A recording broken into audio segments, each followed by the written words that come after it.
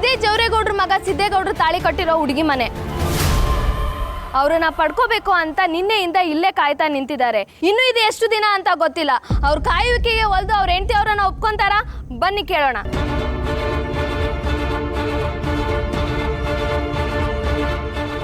Sir, ಈಗ ನೀವು ಕಾಯ್ತಾ ಇರೋದಕ್ಕೆ ನಿಮ್ಮ ಹೆಂಡತಿ ಕಡೆಯಿಂದ ಏನ್ ಪ್ರತಿಕ್ರಿಯೆ ಸಿಕ್ಕಿದೆ?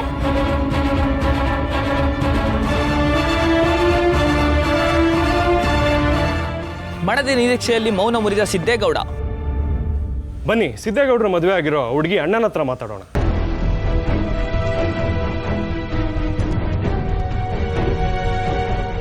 ನೀವೇ ಅಲ್ವಾ ಹುಡುಗಿ ಅಣ್ಣ? ಈಗ ನಿಮ್ಮ ತಂಗಿ ಯಾವ ನಿರ್ಧಾರ ತಗೊಬೋದು? ಇದ್ರ ಬಗ್ಗೆ ನೀವೇನು ಹೇಳ್ತೀರಾ? ಏನ್ರಿ ಹೇಳಕ್ಕಾಗುತ್ತೆ?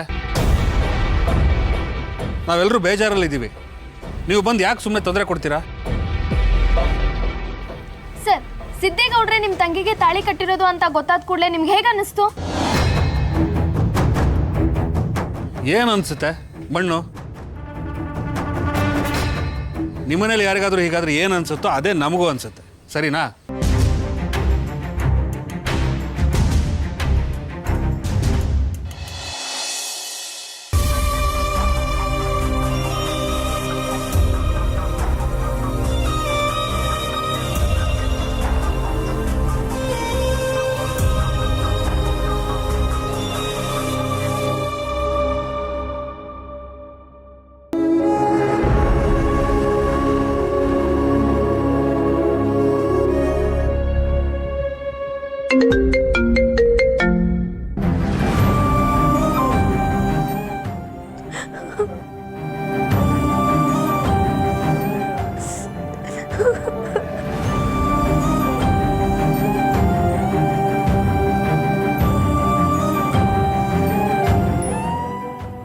ಯಾಕೆ ಜಾನು, ನನಗೋಸ್ಕರ ನೀನು ಯಾಕೆ ಕಣ್ಣೀರು ಹಾಕ್ತಿದ್ಯಾ? ಯಾಕೆ ಕೈಗೆಲ್ಲ ಮಾತಾಡ್ತಿದ್ಯಾ? ನಾನು ಎಷ್ಟು ಸತಿ ಫೋನ್ ಮಾಡಿದ್ರು ನನ್ನ ಕಾಲ್ ರಿಸೀವ್ ಮಾಡಲಿಲ್ಲ ಅಲ್ವಾ ನೀನು? ಇಷ್ಟು ಬೇಗ ನಾನು ಬೇಡವಾಗೋದ್ನ ನಿಂಗೆ? ವಿಷಯ ಗೊತ್ತಾದಾಗಿಂದ ಒಂದ್ಸತಿ ನಿನ್ ಜೊತೆ ಮಾತಾಡ್ಬೇಕು ಅಂತ ಕಾಯ್ತಿದ್ದೀನಿ. ಯಾಕೆ ಒಂದ್ಸತಿನೂ ನಿನಗೆ ರಿಸೀವ್ ಮಾಡಬೇಕು ಅನ್ಸ್ಲಿಲ್ವಾ? ರಿಸೀವ್ ಮಾಡಿ ಏನಂತ ಹೇಳಿ ಜಾನು?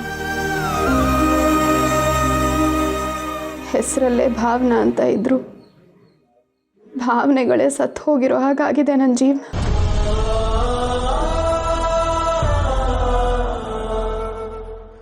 ಇಂಥ ಪರಿಸ್ಥಿತಿನಲ್ಲಿ ನಾನು ಏನಂತ ಮಾತಾಡ್ಲಿ ಹೇಳು? ನಂಗೆ ನಿನ್ನ ಪರಿಸ್ಥಿತಿ ಅರ್ಥ ಆಗುತ್ತೆ ಕಣೆ. ದೇವ್ರು ನಿನಗೆ ಯಾಕೆ ಈ ಥರ ಶಿಕ್ಷೆ ಕೊಡ್ತಿದ್ದಾನೆ ಅಂತ ಅರ್ಥ ಆಗ್ತಿಲ್ಲ. ನೋಡು, ನೀನೇನೋ ಯೋಚನೆ ಮಾಡಬೇಡ, ಇದೆಲ್ಲ ಸರಿ ಹೋಗುತ್ತೆ. ನೀನು ಧೈರ್ಯವಾಗಿರು. ಎಷ್ಟೇ ಧೈರ್ಯ ತಗೊಂಡ್ರು ನನ್ನಿಂದ ಆಗ್ತಾ ಇಲ್ಲ ಜಾನು. ನನ್ನಿಂದ ಎಲ್ಲರೂ ನೋವು ಅನುಭವಿಸ್ತಿರೋದನ್ನ ನನಗೆ ನೋಡೋಕ್ಕಾಗ್ತಿಲ್ಲ. ಯಾರನ್ನು ನಂಬಿದ್ವೋ ಅವರೇ ಬಂದು ನಮ್ಮ ಬೆನ್ನಿಗೆ ಚೂರಿ ಹಾಕಿದ್ರೆ ಹೇಗೆ ಸಹಿಸ್ಕೊಂಡಿರೋಕ್ಕಾಗತ್ತೆ ಹೇಳು? ಇದರಿಂದ ನಂಬಿಕೆ ಮೇಲೆ ನನಗೆ ನಂಬಿಕೆ ಹೋಗ್ಬಿಟ್ಟಿದೆ ಜಾನು. ಹೌದು ಅಕ್ಕ, ಅವನಿಗೆಲ್ಲ ಮಾಡ್ತಾನೆ ಅಂತ ನಾನು ಅನ್ಕೊಂಡಿರ್ಲಿಲ್ಲ.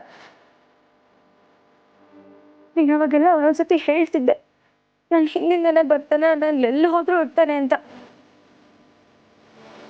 ಆದ್ರೆ ಯಾತಕ್ಕೆ ಅವನಿಗೆಲ್ಲ ಮಾಡ್ದಂತ ಇವಾಗ ಅರ್ಥ ಆಗ್ತಿದೆ. ಮೋಸ ಮಾಡ್ಬಿಟ್ನಲ್ಲೇ ಅಕ್ಕ. ನಮ್ ಸಿಕ್ಕದ್ಕೂ ಇದಾಗಾಯ್ತಲ್ಲ ಅಕ್ಕ. ನನ್ನ ಹಣೆ ಬರಹನೇ ಸರಿ ಇಲ್ಲ ಅಂದಮೇಲೆ ಯಾರು ಏನು ಮಾಡೋಕ್ಕಾಗುತ್ತೆ ಹೇಳು? ಒಂದು ಸಂಬಂಧ ಗಟ್ಟಿಯಾಗಿರೋದಕ್ಕೆ ನಂಬಿಕೆನೇ ಕಾರಣ ಅಂತಾರೆ. ಆದರೆ ಆ ನಂಬಿಕೆನೇ ಸುಳ್ಳಾದರೆ ಆ ಸಂಬಂಧಕ್ಕೆ ಏನು ಬೆಲೆ ಇರುತ್ತೆ ಹೇಳು? ಈಗ ನನ್ನ ಪರಿಸ್ಥಿತಿ ಹಾಗಾಗಿದೆ. ಈಗ ಮುಂದೇನು ಮಾಡ್ತೀಯ ಅಕ್ಕ? ನಾನೇನು ನಿರ್ಧಾರ ಮಾಡೋಕ್ಕಾಗುತ್ತೆ ಜಾನು? ಇದನ್ನೆಲ್ಲ ನೋಡಿಕೊಂಡು ನಾನಿನ್ನ ಬದುಕಿದ್ದೀನಲ್ಲ ಅಂತ ನನಗೆ ನನ್ನ ಮೇಲೆ ಜಿಗುಪ್ಸೆ ಆಗ್ತಿದೆ. ಅಕ್ಕ ಪ್ಲೀಸ್ ಇದೆಲ್ಲ ಮಾತಾಡಬೇಡ ಕಣೆ. ನೋಡು, ಸಮಸ್ಯೆ ಏನೇ ಬಂದರೂ ಪರಿಹಾರ ಅಂತ ಒಂದಿರತ್ತೆ. ಈಗ ಯೋಚನೆ ಮಾಡಬೇಡ, ಸರಿ ಹೋಗುತ್ತೆ. ಸ್ವಲ್ಪ ತಾಳ್ಮೆಯಿಂದ ಇರು ಅಷ್ಟೇ. ತಪ್ಪಾಗಿ ಹುಟ್ಟಿರೋ ನನ್ನ ಜೀವನದಲ್ಲಿ ಯಾವುದು ಸರಿ ಹೋಗಲ್ಲ ಜಾನು. ನಿಯತ್ತಾಗಿ ಪ್ರಾಮಾಣಿಕತೆಯಿಂದ ಇದ್ದಿದ್ದಕ್ಕೆ ಇವತ್ತು ಬೇಡದೇ ಇರೋದನ್ನ ಅನುಭವಿಸ್ತಾ ಇದ್ದೀನಿ. ಹಾಗಂತ ನಾನೇನು ಸಾಯಲ್ಲ.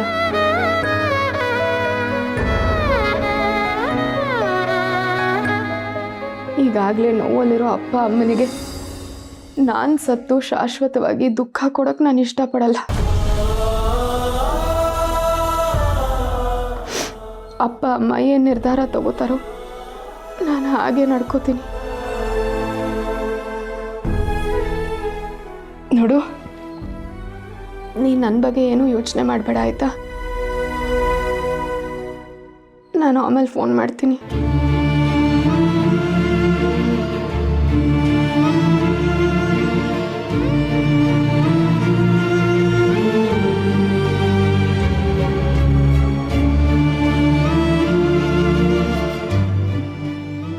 ದೇವ್ರೆ,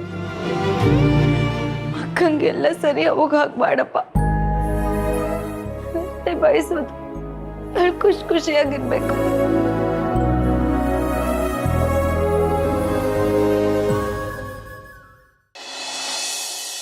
ಇದೇ ಜವರೇಗೌಡ್ರ ಮಗ ಸಿದ್ದೇಗೌಡ್ರು ತಾಳಿ ಕೊಟ್ಟಿರೋ ಹುಡುಗಿ ಮನೆ. ಸಿದ್ದೇಗೌಡ್ರು ಕಾಯುವಿಕೆಗೆ ಒಲ್ದು ಅವ್ರ ಹೆಂಡತಿ ಅವ್ರ ಜೊತೆ ಒಂದಾಗ್ತಾರಾ? ಬನ್ನಿ ಕೇಳೋಣ. ಸರ್, ಈಗ ನೀವು ಕಾಯ್ತಾ ಇರೋದಕ್ಕೆ ನಿಮ್ಮ ಹೆಂಡತಿ ಕಡೆಯಿಂದ ಏನ್ ಪ್ರತಿಕ್ರಿಯೆ ಸಿಕ್ತು?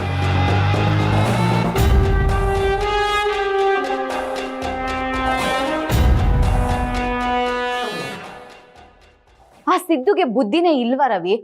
ಹೋಗಿ ಹೋಗಿ ಆ ಬಿಕಾರಿಗಳ ಮನೆ ಮುಂದೆ ನಿಂತಿದ್ದಾನೆ. ನನಗೆ ಯಾಕೋ ಆ ಭಾವನ ಅವ್ನು ಬಿಡೋ ಹಾಗೆ ಕಾಣಿಸ್ತಿಲ್ಲ. ಬಂಗಾರಿ, ಅದಕ್ಕೆ ಅಲ್ವಾ ಪ್ರೀತಿ, ಲವ್ ಅನ್ನೋದು.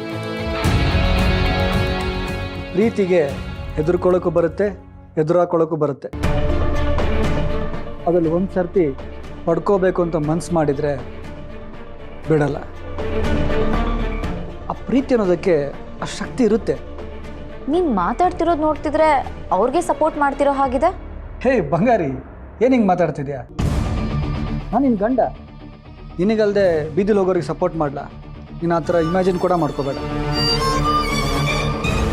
ಆದರೂ ಈ ಸಿದ್ದು ಇಷ್ಟೆಲ್ಲ ಮಾಡ್ತಿರ್ಬೇಕಿದ್ರೆ ಅವರಪ್ಪ ಜವರೇಗೌಡರು ಯಾಕೆ ಸುಮ್ಮನಿದ್ದಾರೆ ಅಂತ ನಾನು ಅದನ್ನೇ ಯೋಚನೆ ಮಾಡ್ತಿದ್ದೆ. ಇಷ್ಟರಲ್ಲಿ ಆ ಜವರೇಗೌಡರು ಆ ಬಿಕಾರಿಗಳ ಹತ್ರ ಮಾತಾಡಿ ಸೆಟಲ್ಮೆಂಟ್ ಮಾಡಿ ವಿಷಯನ ಕ್ಲೋಸ್ ಮಾಡ್ತಾರೆ ಅನ್ಕೊಂಡ್ರೆ ಅವ್ರು ಯಾಕೋ ಸುಮ್ಮನೆ ಇದ್ದಾರೆ. ನಂಗನ್ಸುತ್ತೆ ಇದೆಲ್ಲ ರಾಜಕೀಯದ ಮಹಿಮೆ ಅಂತ. ಹೊರಗಡೆ ಗೊತ್ತಾಗದೆ ಬರೀ ಮನೆ ಒಳಗೆ ಮಾತ್ರ ಗೊತ್ತಾಗಿದ್ದಿದ್ರೆ ನೀನು ಹೇಳೋ ಥರ ಮಾಡಿರೋರು. ಬಟ್ ಇದು ಹೊರಗಡೆ ಗೊತ್ತಾಗಿದೆ. ಅದರಲ್ಲೂ ಸಿದ್ದು ಬೇರೆ ಪ್ರಪಂಚದಲ್ಲೇ ಭಾವನ ಬಿಟ್ಟರೆ ಬೇರೆ ಹುಡುಗಿನೇ ಸಿಗಲ್ಲ ಅನ್ನೋ ಥರ ಆಡ್ತಿರ್ಬೇಕಿರೆ ಪಾಪ ಅವ್ರು ಬಾಯಿ ಮುಚ್ಕೊಂಡು ಇರಬೇಕಲ್ವ? ಇಲ್ಲ ರವಿ, ಇದೇ ಭಯ ಆಗೋ ವಿಷಯ. ಆ ಜವರೇಗೌಡ್ರು ಏನಾದರೂ ಉಲ್ಟಾ ಹೊಡೆದು ಭಾವನನ ಸೊಸೆ ಅಂತ ಒಪ್ಕೊಂಡ್ರೆ ನಾವು ಇಷ್ಟು ದಿನ ಪಟ್ಟಿರೋ ಪ್ರಯತ್ನ ಎಲ್ಲ ವ್ಯರ್ಥ ಆಗೋಗುತ್ತೆ. ಹಾಗೇನೂ ಆಗಲ್ಲ. ನೀನು ಸ್ವಲ್ಪ ಓವರ್ ಥಿಂಕ್ ಮಾಡ್ತಿದ್ದೆ ಅಂತ ಅನಿಸ್ತಿದೆ. ನಾವು ಯಾರನ್ನ ನಂಬಿದ್ರು ಈ ರಾಜಕೀಯದವ್ರನ್ನ ಮಾತ್ರ ನಂಬಾರ್ದು ರವಿ. ಅವ್ರು ಬೇಳೆ ಬೇಯಿಸ್ಕೊಳ್ಳೋದಕ್ಕೋಸ್ಕರ ಯಾವಾಗ ಹೇಗೆ ಬೇಕಾದರೂ ಟರ್ನ್ ಆಗಿಬಿಡ್ತಾರೆ. ಇಲ್ಲ ಬಂಗಾರಿ, ಆ ಥರ ಏನೂ ಆಗಲ್ಲ. ಜವರೇಗೌಡರು ನನಗೆ ಚೆನ್ನಾಗಿ ಗೊತ್ತು. ಅವ್ರು ಇಂಥದಕ್ಕೆಲ್ಲ ಜಗ್ಗೋರಲ್ಲ. ಸೂಕ್ಷ್ಮವಾಗಿ ಅಬ್ಸರ್ವ್ ಮಾಡ್ತಿರ್ತಾರೆ. ಯಾವ ಟೈಮಲ್ಲಿ ಡಿಸಿಷನ್ ತಗೋತಾರೆ. ಇಷ್ಟರಲ್ಲೇ ತಗೋತಾರೆ. ಅಲ್ಲಿವರೆಗೂ ನೀನು ಏನೇನೋ ಯೋಚನೆ ಮಾಡಿ ತಲೆ ಕೆಡಿಸ್ಕೋಬೇಡ. ಆರಾಮಾಗಿರು. ಏನನ್ನು ನಡೆಯುತ್ತೋ ನಾವು ನೋಡ್ತಿರೋಣ ಅಷ್ಟೇ.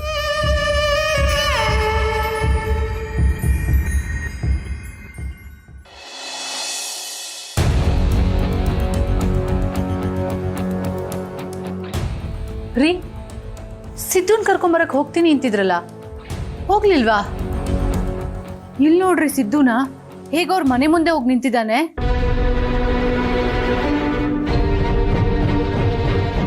ಸ್ಯಾಪ್ ಮಾಡಮ್ಮಿ ಅದನ್ನ.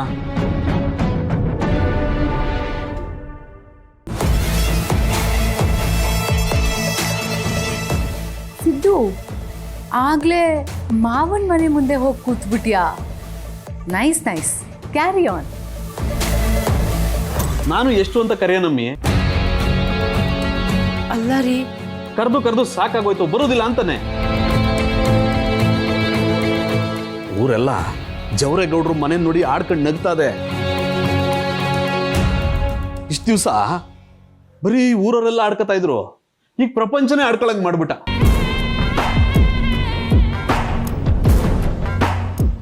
ಇವನ್ ಹಿಂಗೆ ಬಿಡಕ್ ಆಗೋದಿಲ್ಲ ನಿಲ್ಲೋ. ನಾನು ಏನಾರ ಮಾಡಿ ಅವ್ನ ಕರ್ಕೊಬತ್ತೀನಿ. ಬಿಡೋದಿಲ್ಲ ಅವನ್ನ. ಸಿದ್ದು, ಇವ್ರು ಎಷ್ಟು ಕರೆದ್ರು ನೀನು ಬರಲ್ಲ ಅಂತ ನನಗೆ ಚೆನ್ನಾಗಿ ಗೊತ್ತು. ನೀನು ತಲೆ ಕೆಡಿಸ್ಕೋಬೇಡ, ಆರಾಮಾಗಿ ಅಲ್ಲೇ ಇರು. ನಿನ್ನ ಮಟ್ಟ ಹಾಕೋಕೆ ಇಲ್ಲಿ ಏನು ಮಾಡಬೇಕೋ ಅದನ್ನೆಲ್ಲ ನಾನು ಮಾಡ್ತೀನಿ.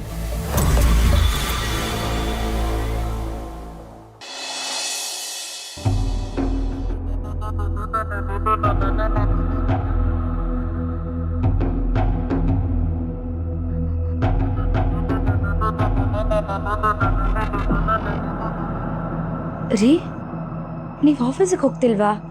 ತುಂಬ ಕೆಲಸ ಇದೆ ಅಂತ ಹೇಳ್ತಿದ್ರಿ. ಹೋಗಬೇಕು ಅಂತಾನೆ ರೆಡಿ ಆದ ಚಿನ್ನು ಮರಿ. ಆದರೆ ಈ ಪರಿಸ್ಥಿತಿನಲ್ಲಿ ನಿಮ್ಮನ್ನು ಬಿಟ್ಟು ಹೋಗೋದು ಹೇಗೆ?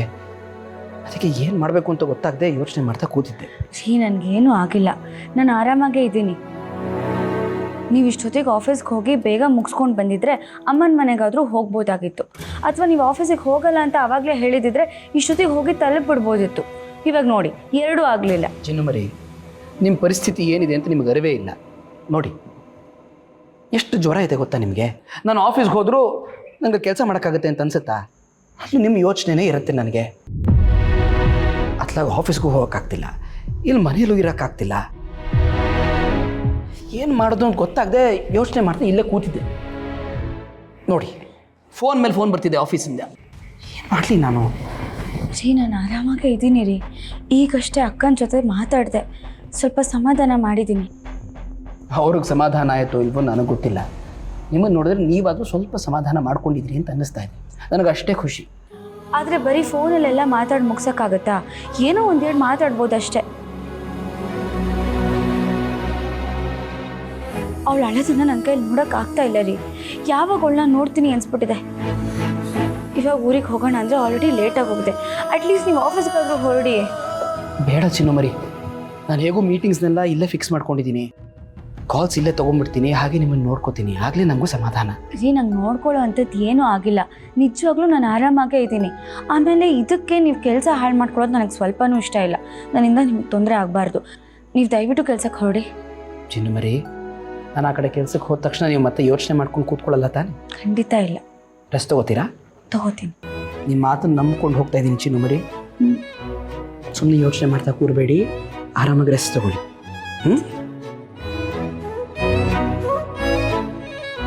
ಜೋಪಾನ.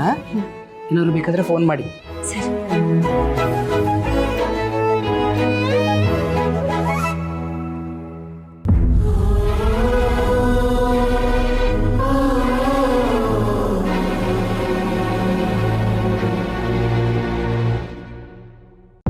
ಸಿದ್ದೇಗೌಡ್ರೆ, ಹುಡುಗಿ ಮನೆಯವ್ರು ಯಾರು ಈ ಬಗ್ಗೆ ಆಸಕ್ತಿ ತೋರಿಸ್ತಾ ಇಲ್ಲ. ಹಾಗಾದ್ರೆ ಈಗ ನೀವು ಎಷ್ಟು ದಿನ ಕಾಯ್ತೀರಾ? ನೀವು ತಾಳಿ ಕಟ್ಟಿದ ಆ ಹುಡುಗಿನೇ ಒಪ್ಪಿ ನಿಮ್ಮ ಜೊತೆ ಬರ್ತಾರೆ ಅಂತ ಅನಿಸ್ತಾ ಇದೆಯಾ?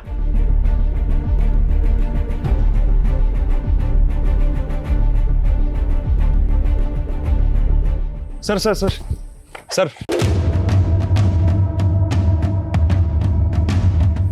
ಸರ್, ನಿಮ್ಮ ತಮ್ಮನ ಜೀವನದಲ್ಲಿ ಹಿಂಗೆಲ್ಲ ನಡೀತಾ ಇದೆ, ಇದ್ರ ಬಗ್ಗೆ ನಿಮ್ಮ ಅಭಿಪ್ರಾಯ ಏನು? ನೋಡಿ, ಇದು ನಮ್ಮ ಮನೆ ವಿಚಾರ. ಇದನ್ನ ನಾವೇ ಕೂತ್ಕೊಂಡು ಬಗೆಹರಿಸ್ಕೊತೀವಿ. ದಯವಿಟ್ಟು ಇದನ್ನೆಲ್ಲ ಪಬ್ಲಿಕ್ ಮಾಡಬೇಡಿ. ಸರ್, ನಿಮ್ಮ ತಮ್ಮನೇ ತಾವು ಮದುವೆ ಆಗಿರೋ ವಿಷಯನ ಪಬ್ಲಿಕ್ ಆಗಿ ರಿವೀಲ್ ಮಾಡಿರ್ಬೇಕಾದ್ರೆ ನಾವು ಮಾಡೋದ್ರಲ್ಲಿ ಏನಿದೆ? ಈಗ ಆಗಿದ್ದಾಗೋಗದೆ. ನೋಡಿ, ನಮ್ಮ ಯಾರ ಮನ್ಸುಗಳು ಸರಿ ಇಲ್ಲ. ಅದ್ರ ಮೇಲೆ ನೀವು ಹಿಂಗೆ ಮೇಲಿನ ಮೇಲೆ ಪ್ರಶ್ನೆ ಕೇಳ್ತಾ ಇದ್ರೆ ನಮ್ಗೆ ಏನು ಹೇಳ್ಬೇಕು ಅಂತಲೂ ಗೊತ್ತಾಯ್ತಲ್ಲ. ನಾವೆಲ್ಲ ಒಸಿ ಸುಧಾರಿಸ್ಕೋಬೇಕು. ಅದಕ್ಕೆ ದಯವಿಟ್ಟು ಅವಕಾಶ ಮಾಡಿಕೊಡಿ ಪ್ಲೀಸ್. ನೀವಿನ್ನು ಹೊರಡಿ.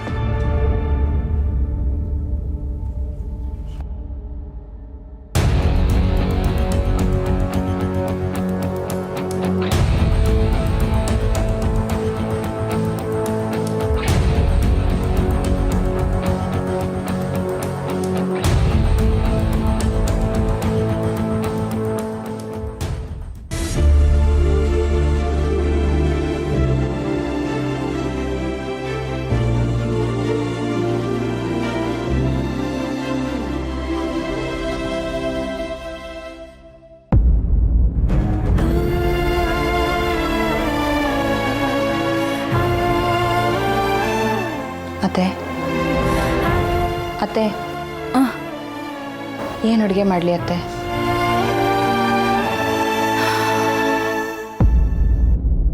ಮನೇಲಿ ಯಾರಿಗೂ ಊಟ ಮಾಡೋ ಮನಸ್ಸೇ ಇಲ್ಲ.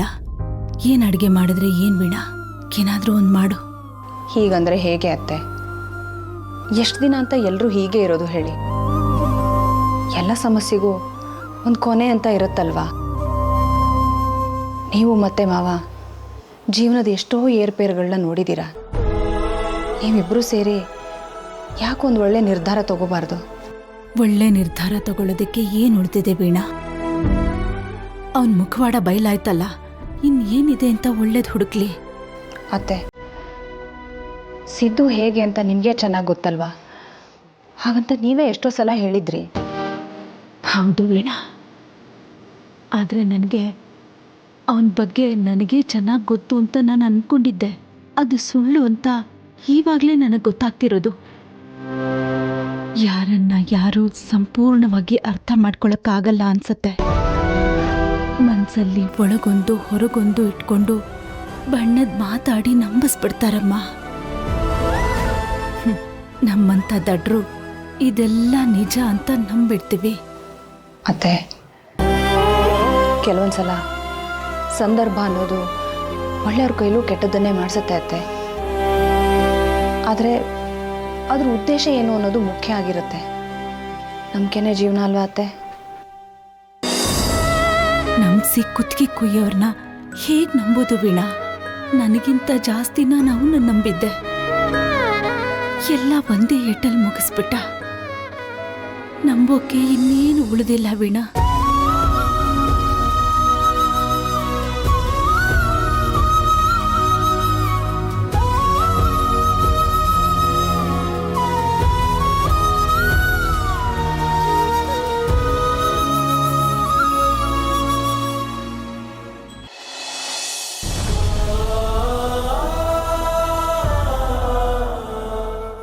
ಏಯ್ ನಿಂತ್ಕೊಳ್ರಿ ಅಲ್ಲ, ನಿಮ್ಮ ತಮ್ಮ ಮಾಡಿ ಸಾಕಾಗಲ್ಲ ಅಂತ ನೀವು ಬೇರೆ ಬಂದ್ಬಿಟ್ರ ಇಲ್ಲಿಗೆ?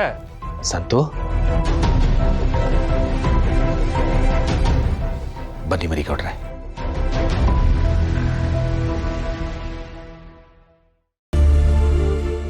ನೂರು ವರ್ಷ ದೀರ್ಘಾಯುಷ್ಮಂತನಾಗಿ ಬಾಳಪ್ಪ. ಅಜ್ಜಿ, ಈ ಮನೇಲಿ ಎಲ್ಲರೂ ದೊಡ್ಡವ್ರೆ, ಆದರೆ ಯಾರಲ್ಲೂ ದೊಡ್ಡ ಗುಣ ಕಾಣಿಸ್ಲೇ ಇಲ್ಲ.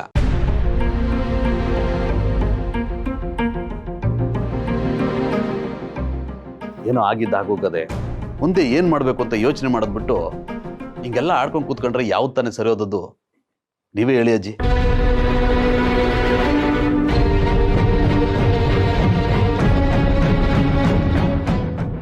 ನೋಡಿ, ನನ್ನ ತಮ್ಮ ಏನು, ಅವನ ಹಠ ಏನು ಅಂತ ನಂಗೆ ಚೆನ್ನಾಗಿ ಗೊತ್ತದೆ.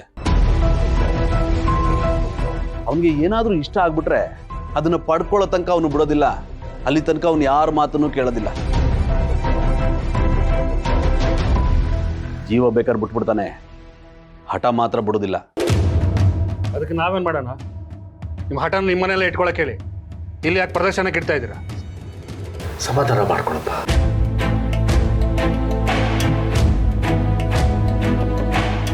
ನೋಡಿ, ಈಗ ಆಗಿದ್ದಾಗೋಗಿದೆ, ಮುಂದೆ ಏನು ಮಾಡಬೇಕು ಅನ್ನೋದನ್ನ ಯೋಚನೆ ಮಾಡಿ. ಹಂಗಂತ ನನ್ನ ತಮ್ಮ ಏನು ಘನಂದರಿ ಕೆಲಸ ಮಾಡೋನೆ ಅಂತ ಹೇಳ್ತಿಲ್ಲ. ಅವನದು ತಪ್ಪದೆ. ಮನುಷ್ಯ ತಪ್ಪು ಮಾಡಿದಾಗ ಕ್ಷಮೆ ಅನ್ನೋದೊಂದು ಇರ್ತದೆ. ನೀವೆಲ್ಲರೂ ತಿಳಿದವರಿದ್ದೀರಿ, ಒಂದೊಳ್ಳೆ ನಿರ್ಧಾರಕ್ಕೆ ಬನ್ನಿ. ಓಹೋ, ಬಂದ್ಬಿಟ್ಟ ಇಲ್ಲೇ ತಮ್ಮಂಗೆ ಸಪೋರ್ಟ್ ಮಾಡಿಕೊಂಡು. ಇವರಿಗೆಲ್ಲ ಮಾತಲ್ಲಿ ಹೇಳಿದ್ರೆ ಆಗಲ್ಲ, ಸರಿಯಾಗಿ ಬುದ್ಧಿ ಕಲಿಸ್ತೀನಿ ನಾನು.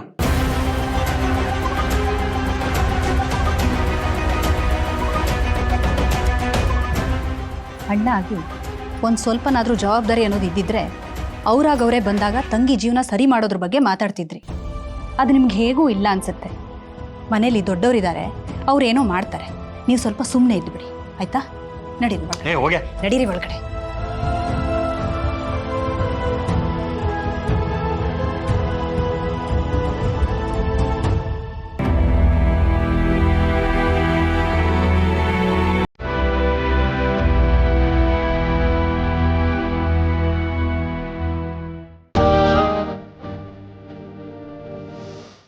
ಸೀನಾ, ಮಕ್ಕಳು ಪ್ರೀತಿ ಮಾಡೋದು ತಪ್ಪೇನು?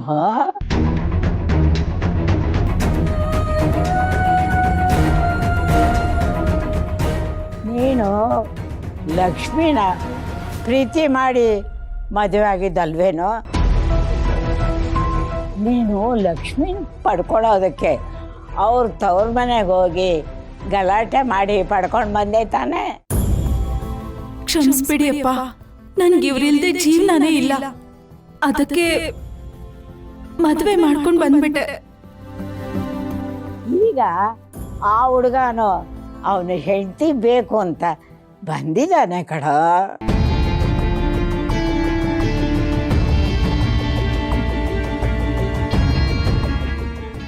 ಸೀನಾ, ಭಾವನನ್ನ ಅವನ ಜೊತೆಲಿ ಕಳಿಸ್ಕೊಡೋದು ತಪ್ಪೇನು ಇಲ್ಲ ಕಣ.